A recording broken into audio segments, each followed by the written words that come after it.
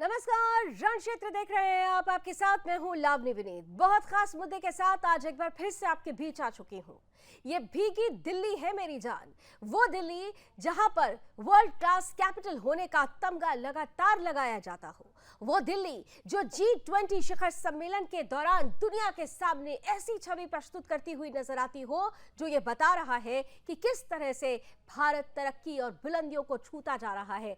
वो दिल्ली जो राष्ट्रीय राजधानी है, जो बार बार ये कहती है कि दिल्ली दिल वालों की है, लेकिन यही दिल्ली दरिया बन रही है और दरिया दिली दिखाने वाले इसी दरिया में डूबकर मर रहे हैं।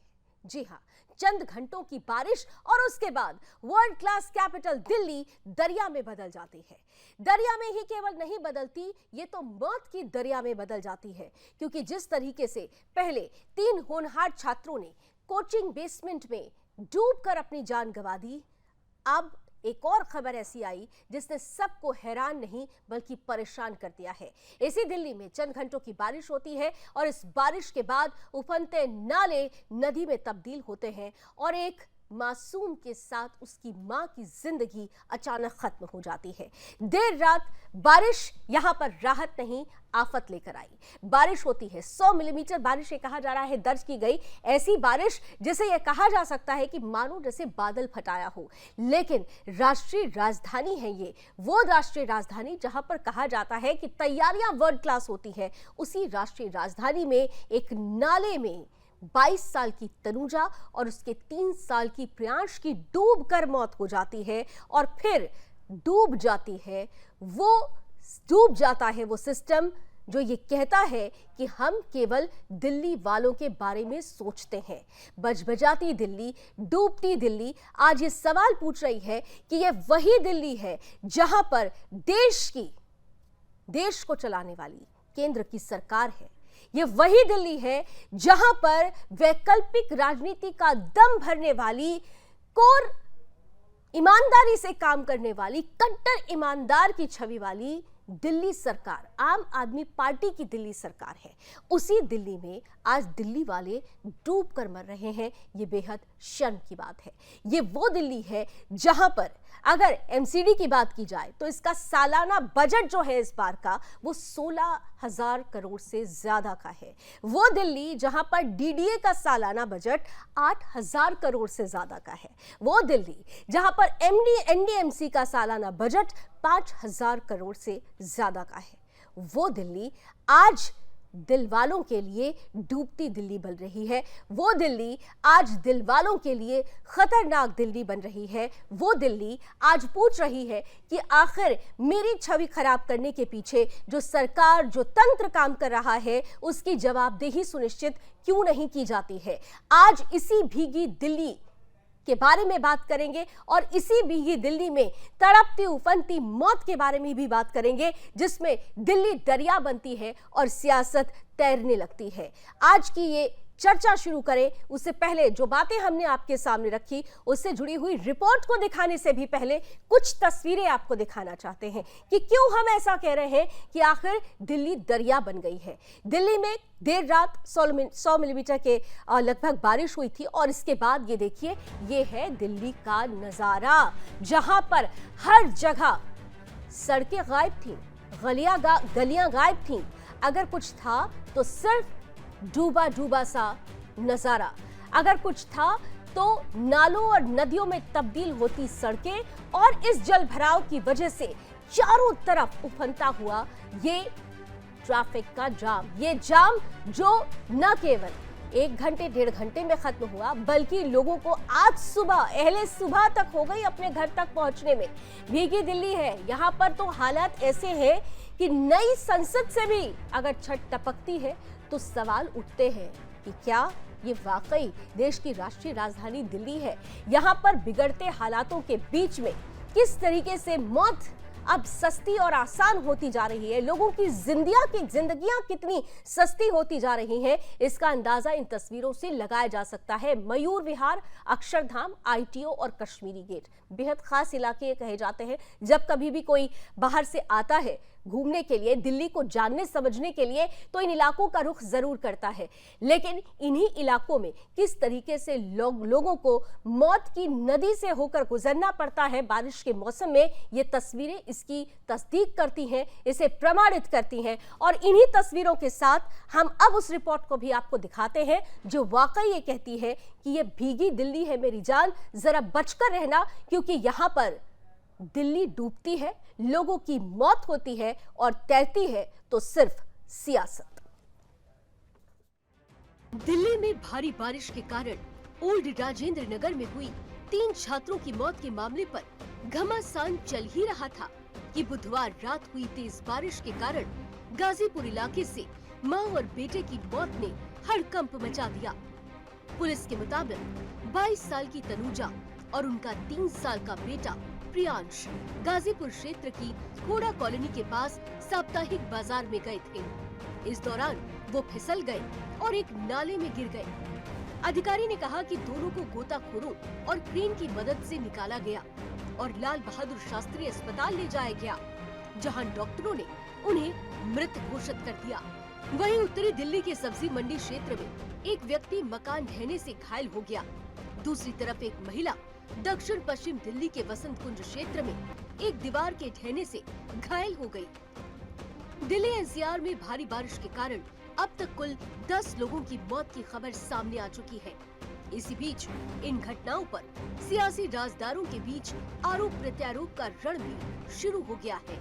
एक तरफ ओल्ड राजेंद्र नगर की घटना पर केंद्र ने केजरीवाल सरकार को घेर रखा है, तो वहीं दूसरी तरफ गाजीपुर में हुई मां बेटों की मौत पर अब आम आदमी पार्टी ने केंद्र का घेराव शुरू कर दिया।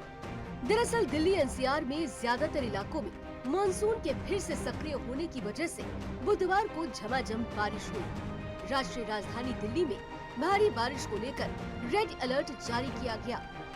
आमतौर पर जब कहीं बारिश की खबर आती है तो लोगों में खुशी छा जाती है, लेकिन दिल्ली की जनता के साथ ऐसा नहीं है। दिल्ली की जनता को जब कभी भी बारिश की सूचना मिलती है तो ये सूचना राहत नहीं, उनके लिए आफत बनकर आती है। दिल्ली में जब जब बारिश होती है तो दिल्ली का नजारा इतना भयावह होता है जिसे देखकर ये कहना मुश्किल हो जाता है कि ये हमारे देश की राष्ट्रीय राजधानी है। ये हमारे देश की वही राजधानी दिल्ली है जहां G20 जैसे शिखर सम्मेलन का आयोजन हुआ था। दिल्ली में आज की तारीख में सब कुछ डूब रहा है। क्या सड़कें, क्या पार्क, क्या बाजार, क्या गाड़ियां और क्या सपने। जरा सी बारिश में दिल्ली का वो हाल देखने को मिलता है जिसका अंदाजा कभी दिल्ली वालों ने सपने में भी नहीं लगाया होगा। महज कुछ घंटों की बारिश में दिल्ली एक दरिया का रूप ले लेती है। दिल्ली के कोने कोने में इस कदर पानी भर जाता है कि सड़कें और जमीन देखने को नहीं मिलती। भारी बारिश के कारण कहीं मकान गिर रहे हैं तो कहीं लोग मर रहे हैं।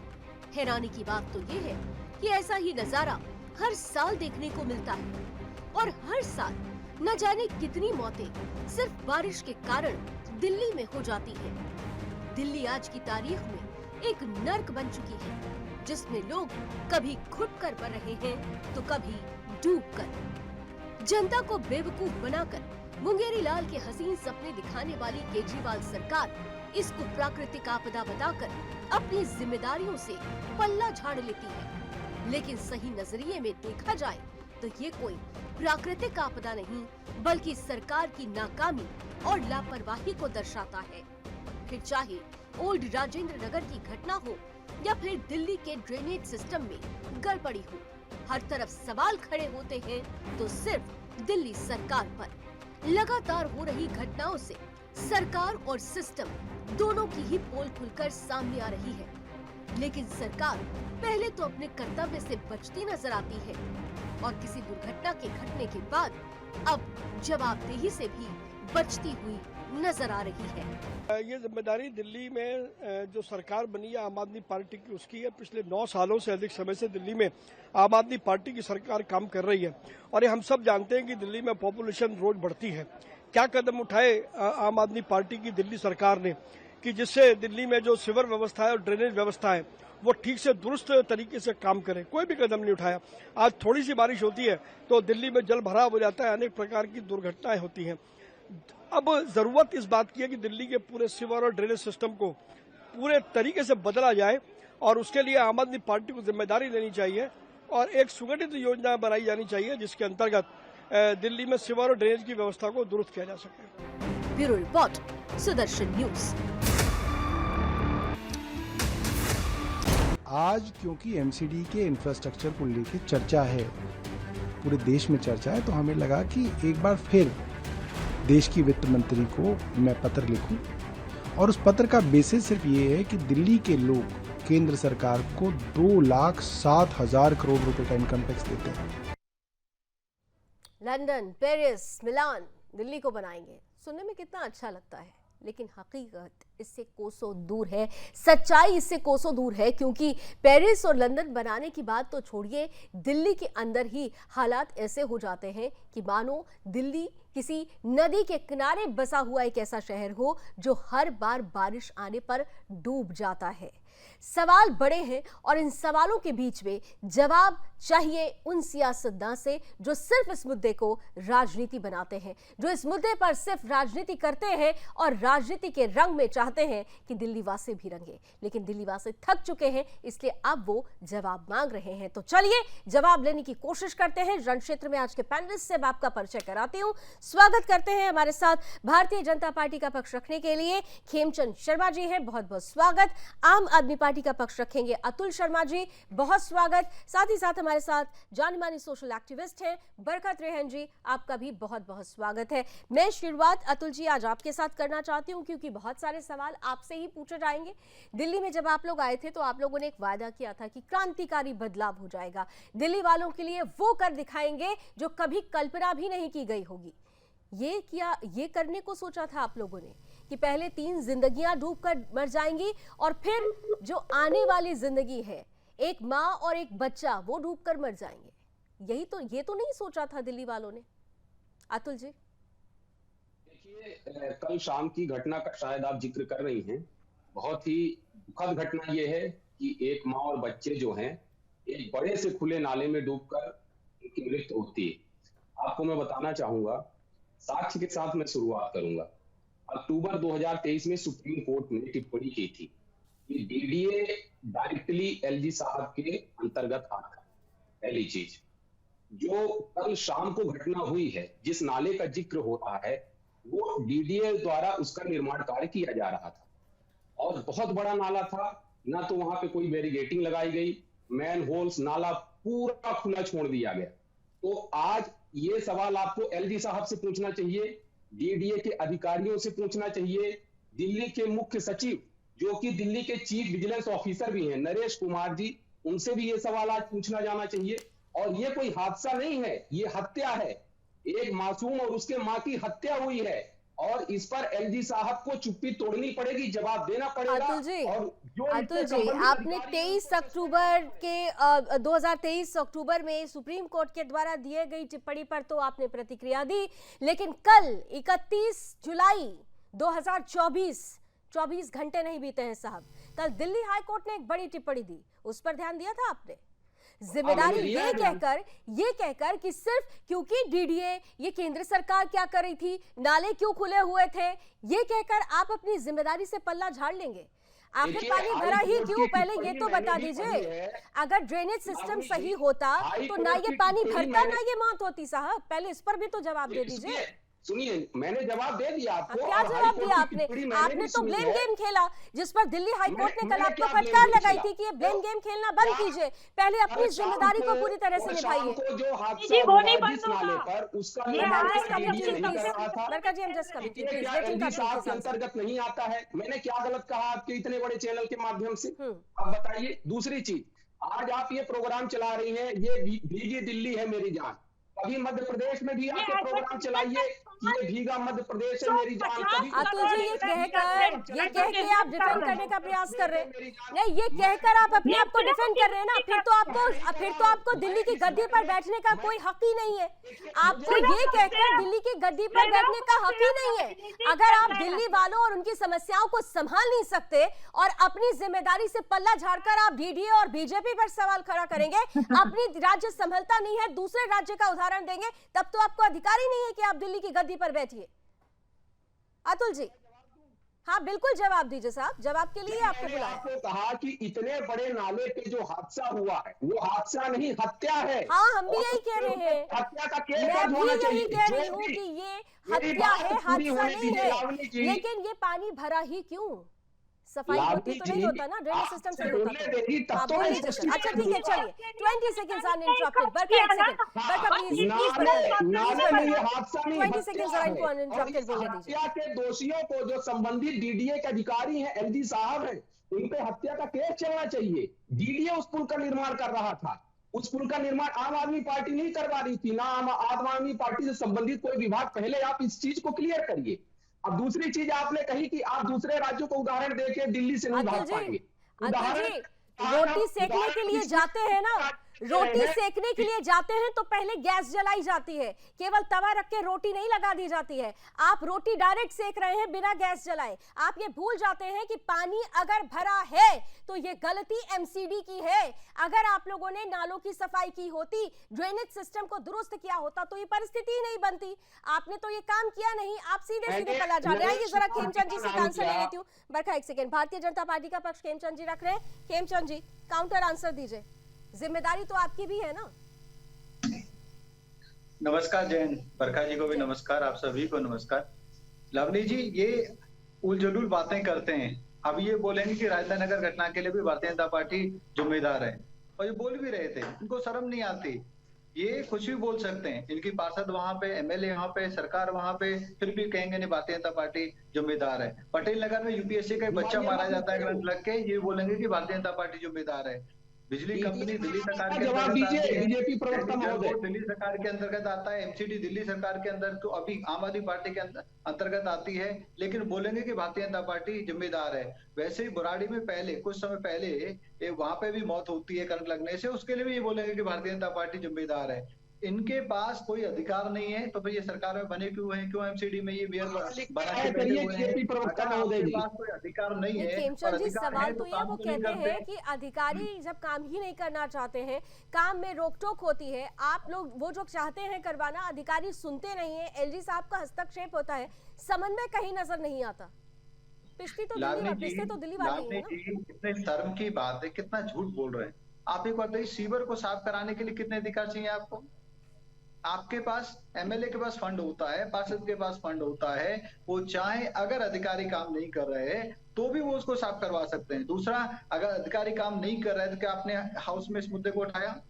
मेरे को बताएं, प्रूफ दें कि आपने जब एमसीडी का हाउस चला, मेयर के सामने आपने रखा, मेयर ने उस पर एक्शन लिया, या मेयर को संज्ञान में आपने डाला और मेयर ने एक्शन लिया और उस पर कोई फर्दर कार्रवाई नहीं हुई? आपने विधानसभा में कितने बार इसको रखा? आपने कितने बार इसके ऊपर पीछे की? ये चोरी भी करते हैं, चीना चोरी भी करते हैं। हम सब जानते हैं कि राजधानी नगर में जो घटना हुई, जो छात्राओं का मामला है, बहुत दुखद ही मामला है वो, उस पर हमारी पार्टी ने कार्रवाई की है। जो प्रारंभिक रिपोर्ट आई है, 2-4 दिन घटना को ही हुए हैं, उस प्रारंभिक रिपोर्ट के आधार पर हमने जो जूनियर इंजीनियर है। हाँ सर, छोटी मछली को तो आप बात करेंगे, बड़ी मछली तक क्यों नहीं पहुंच रहे? यही बात कल दिल्ली हाई कोर्ट ने कही है। आप बात मत दोहराइए, दिल्ली हाई कोर्ट की बात को याद रखिए कि उन्होंने सीधे सख्त टिप्पणी की है कि एसी कमरों से अधिकारी बाहर नहीं निकलते हैं। आप छोटी मछली जूनियर इंजीनियर को आप रेस्टिगेट कर देंगे, उसे सस्पेंड कर देंगे और आप पल्ला झाड़ लेंगे, इसकी जिम्मेदारी नहीं लेंगे कि गलती आप लोगों से हुई। कितना आपने ऑडिट कराया? ऑडिट करवाया था सर आप लोगों ने कि नालों के ऊपर कोचिंग का इंक्रोचमेंट है, अतिक्रमण है। 1.5 साल 2 साल से आपकी सरकारें हटवा देते ना उस इंक्रोचमेंट को। अरे साहब, 1.5 साल से आप लोगों की, आप कहते हैं ना एमसीडी में 1.5-2 साल से आप लोग आ गए, हटवाते ना उस इंक्रोचमेंट को। मजिस्ट्रियल जांच की रिपोर्ट भी आएगी। अतुल जी, मेरे सवाल को नजरअंदाज मत कीजिए। 1.5 साल से एमसीडी में आप लोग हैं, आपने उस इंक्रोचमेंट को हटवाने के लिए क्या किया? अतुल जी, तो किस तरीके से हटाएंगे? कभी नहीं हटाएंगे। खेमचंद जी देखिए, खेमचंद जी आप ही बात कर लीजिए, मैं बोल लूं। मुझसे सवाल हो रहा है, आप बीच में बोलते हैं, जनता तक कैसे आवाज पहुंच पाएगी? हमेशा हाँ आप ठीक लोगों है ने ठीक है, बात से बताइए भाई, बताइए आप बताइए, लोग क्यों नहीं जवाब इंक्रोचमेंट आप ही हटवाया आप लोगों ने? आप ही बार बार बोल रहे हैं, अब हमें जवाब तो देना पड़ेगा ना। आप सिर्फ बोल रहे हैं, करते कुछ नहीं है। दिल्ली पूरी आप हाहाकार क्या कर रही दे है, रहे हैं? दिल्ली परेशान है और आप बोल रहे हैं। आपके नेता भी बोल रहे हैं, आप भी बोल एमसीडी रहे हैं, में आपकी बीजेपी का पार्षद बोल शासन रही है, था, आपके मेयर बोल रहे भ्रष्टाचार हैं, का इतना लेकिन करते दांव कुछ नहीं है। जम चुका यही तो है प्रॉब्लम है। कि उसको हटाने में समय लगेगा। हम 1.5 साल से बहुत अच्छे प्रयास कर रहे हैं। कितना ये जो समय चाहिए घटना साहब, हुई है, कितना समय चाहिए अतुल जी? सवाल यही है। बहरहाल बीजेपी हो या आम आदमी पार्टी हो, आप दोनों सिर्फ कोरी सियासत कर रहे हैं। पिस कौन रहा है? दिल्ली वाले। बरखा त्रेन है जो खुद दिल्ली में रहती हैं, सोशल एक्टिविस्ट हैं, दिल्ली के क्या हालात हैं वो ज्यादा अच्छा बता देंगे। आइए जरा बरखा जी इंटरवीन कीजिए, क्योंकि देखिए यहाँ पर सबसे इंपॉर्टेंट क्या है। बरखा मेरा क्वेश्चन प्लीज सुन लीजिए। इंपॉर्टेंट ये है कि हर बार कहा जाता है कि हमें बजट नहीं मिलता, लेकिन इस बार का बजट खास तौर से अगर एमसीडी की बजट की बात की जाए 16,683 करोड़, ये कम नहीं होते हैं।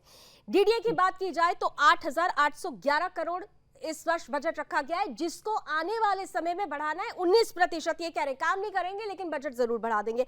एनडीएमसी का बजट 5,659 करोड़ है, 5,059 करोड़ है। मतलब पैसे पर पैसा है, लेकिन पैसों के पीछे जो मंशा होनी चाहिए काम करने की, वो मंशा नहीं है।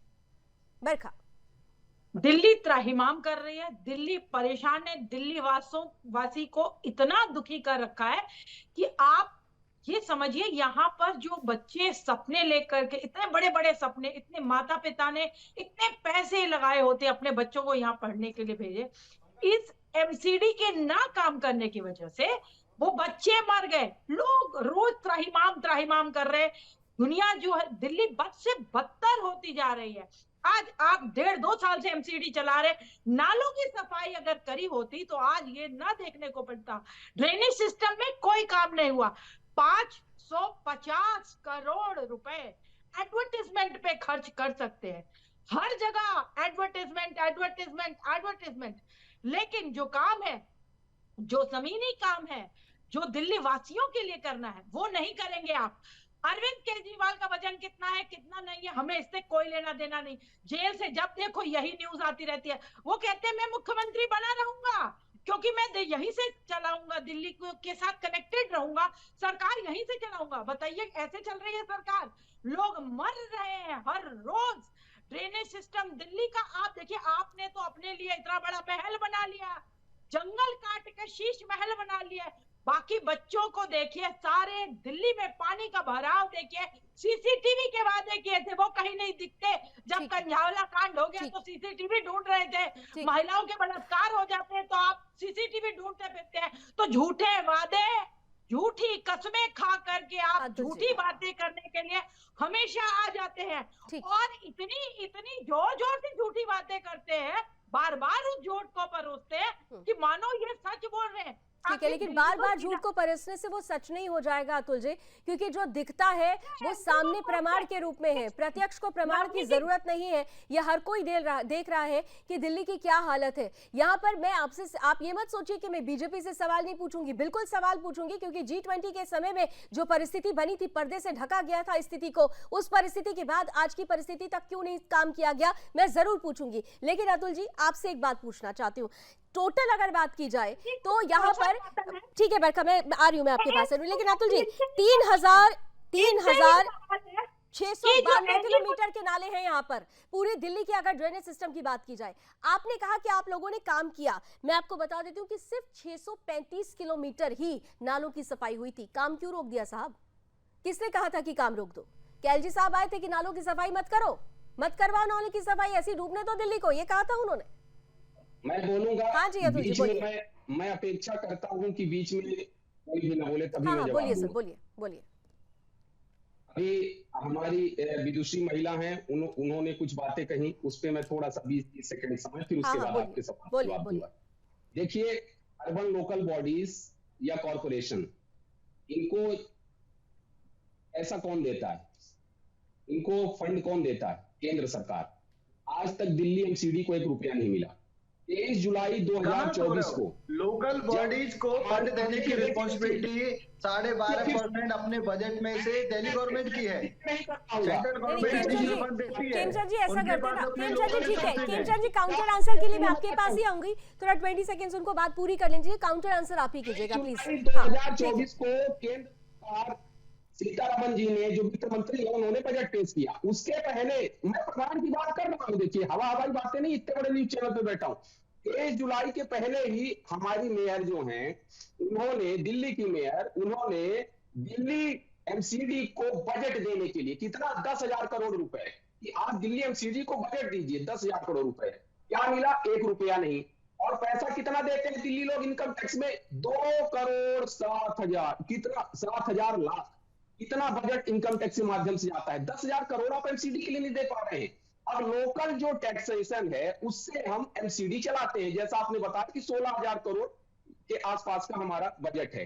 आपने कहा कि 635 शायद किलोमीटर ही कार्य हो पाया, आगे का नहीं हो पाया।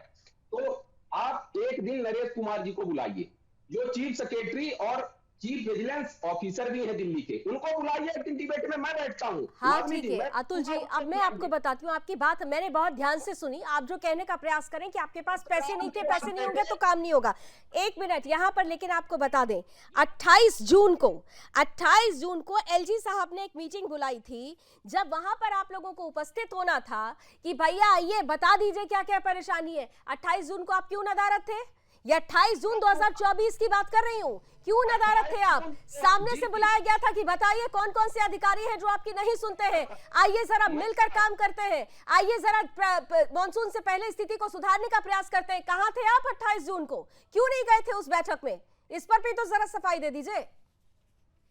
एक छोटा सा ब्रेक मुझे बार बार लेना पड़ेगा, क्योंकि बार बार ये कहा जा रहा है, एक ब्रेक ले लेते हैं। लेकिन देखिए सवाल बड़े हैं। दिल्ली की बात है, वो दिल्ली जो देश की राजधानी है, अगर उस दिल्ली में पानी भरने से लोगों की मौत हो जाती है, डूबने से मौत हो जाती है, तो ये डूब कर मर जाने सरीका है, शर्म की बात है। ये भीगी दिल्ली है मेरी जान, इस पर सियासत कम कीजिए, समाधान निकालिए। छोटे से ब्रेक के बाद मिलते हैं, बने रहिए रण क्षेत्र में।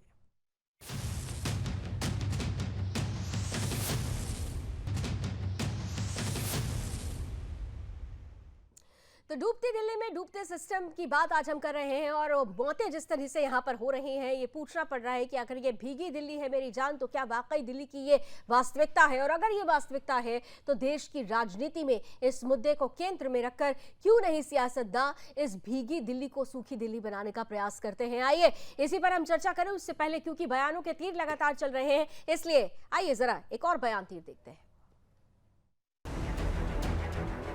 मयूर विहार फेज 3 के इलाके में दिल्ली यूपी के बॉर्डर पे डीडीए की तरफ से, डीडीए यानी जो सीधे तौर पे दिल्ली के एलजी महोदय के अधीन आता है, भारतीय जनता पार्टी की सरकार केंद्र में जो बैठी है उसके अधीन आता है, वहां पर एक नाले का पुनर्निर्माण हो रहा था कि ये नाले को ढका तक नहीं, मतलब काम से नहीं है, उसको बस दाम से मतलब है।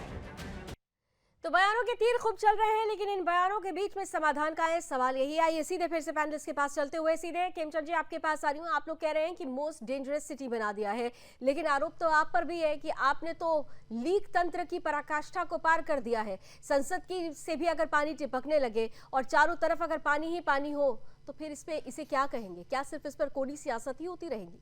केमचंद जी देखिए, संसद वाले विषय को थोड़ी देर के लिए आप अलग रखिए, और जो रिस्पॉन्सिबल कंपनी है उन्होंने भी अपने आप को क्लेरिफाई किया है, और जो लीकेज आई है, मैं काउंटर आंसर के लिए आपके पास ही आऊंगी। Let him complete please. हाँ बोलिए। नॉमिनल लीकेज है, उसके बारे में बात करेंगे। लेकिन अभी आप बात करते हैं कि दिल्ली में रिस्पॉन्सिबल कौन है।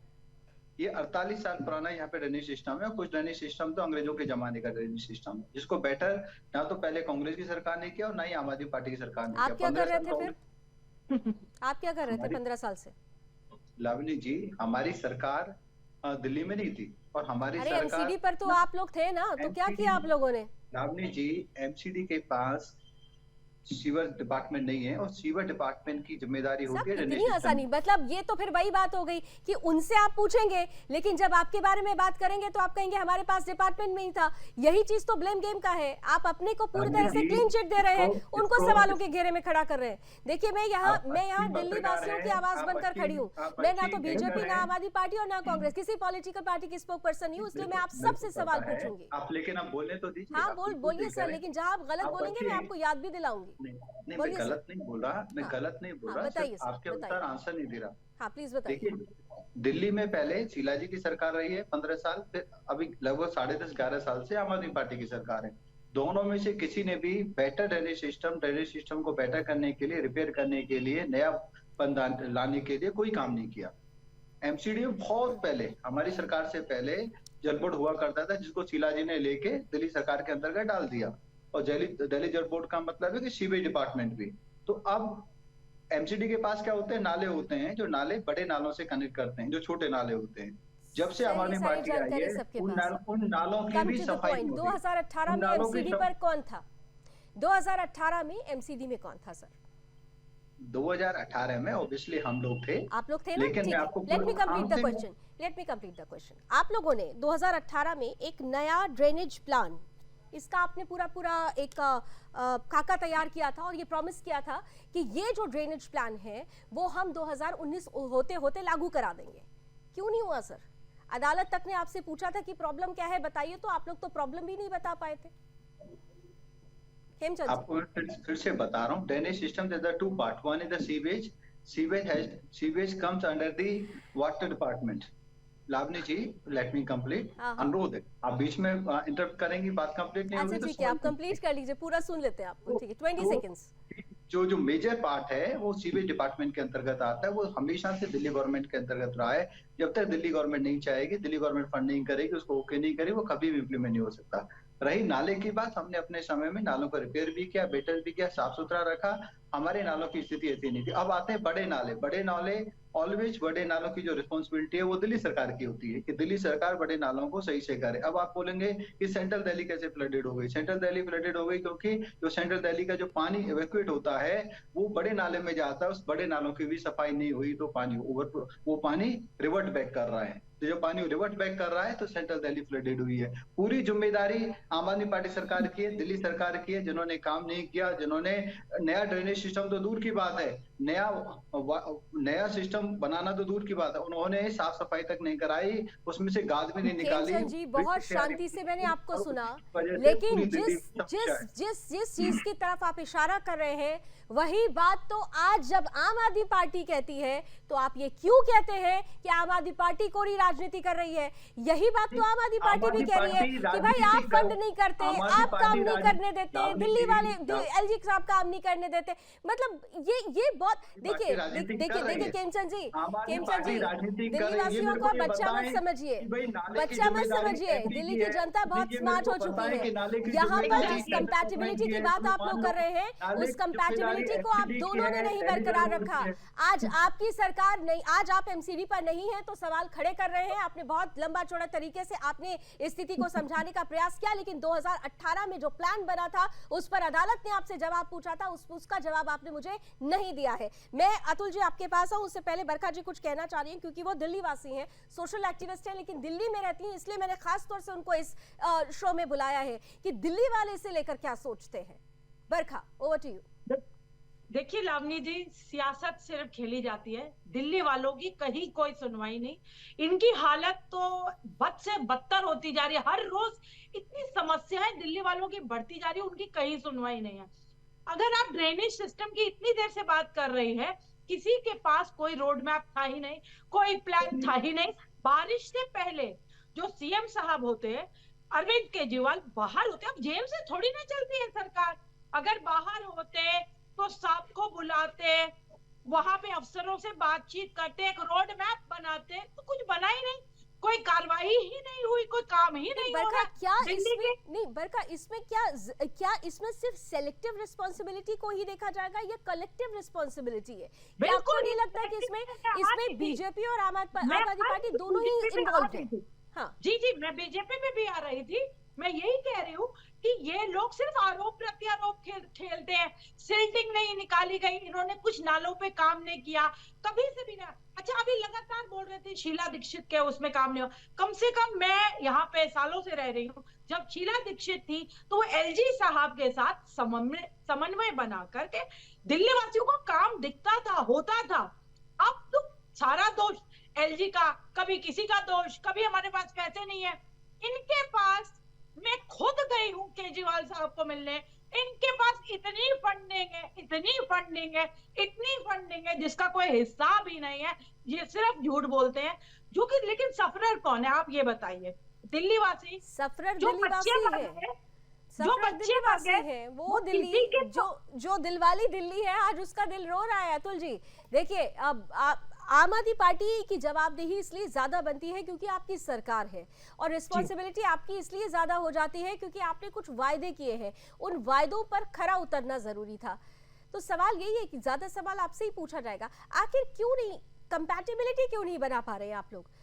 पैसों की कमी नहीं है, ये सब जानते हैं, आप पैसों का रोना रोते हैं, लेकिन अगर इस बार एक बजट बना तो आपको सैंक्शन भी तो किया गया है, पैसे तो सैंक्शन कर दिए गए, और आपको अगर पैसे कम लग रहे थे तो मैं पुनः आपसे पूछती हूँ कि जब 28 जून को एलजी साहब ने मीटिंग बुलाई थी तो क्यों नहीं पहुंची थी आम आदमी पार्टी?